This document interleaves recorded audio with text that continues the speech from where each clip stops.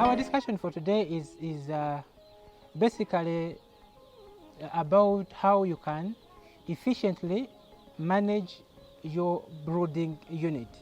We are going to look at those factors that affect performance of your bird if you didn't prepare the brooding house as expected. Remember, our day-old chicks are coming from a hatchery where the environment in the hatchery was under control. The humidity, the temperature, body temperature of the birds was controlled while in the hatchery. And now we are introducing them in a new environment, which is the brooder.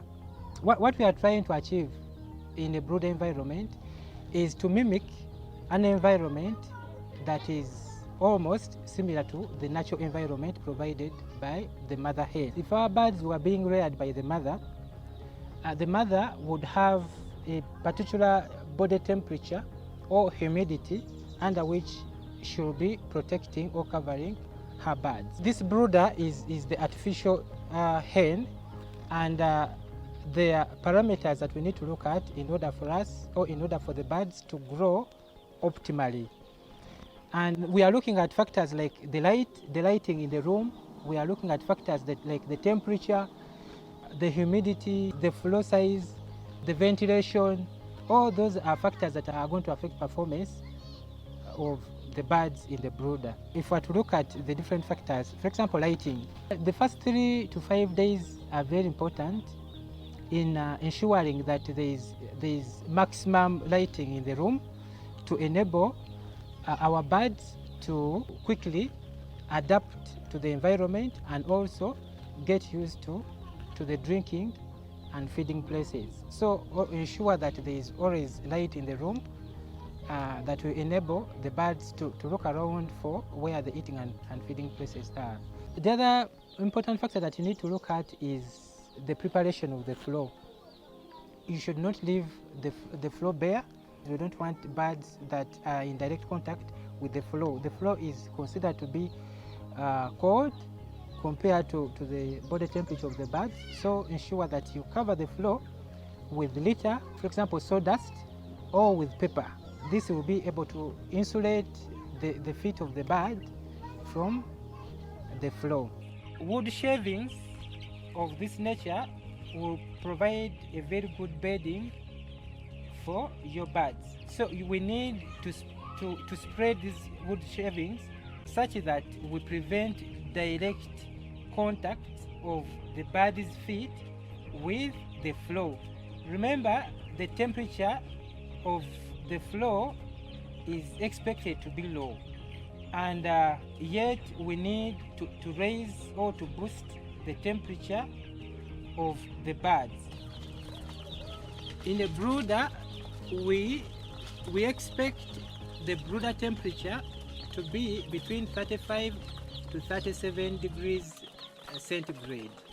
That temperature will be able to help in boosting or maintaining the body temperature of our birds. Remember, these birds at this age are very bad thermoregulators.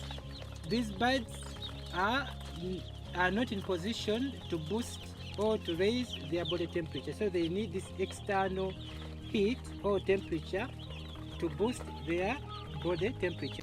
Biosecurity is another very important factor.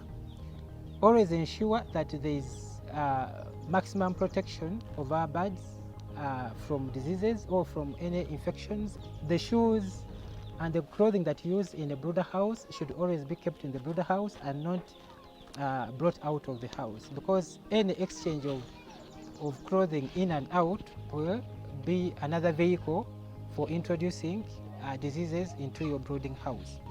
On receiving your birds, it's very important that you evaluate activity of the birds.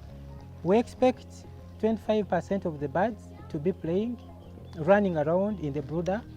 We expect 25% of the birds to be feeding, 25% of the birds to be drinking, and then 25% of the birds to be resting.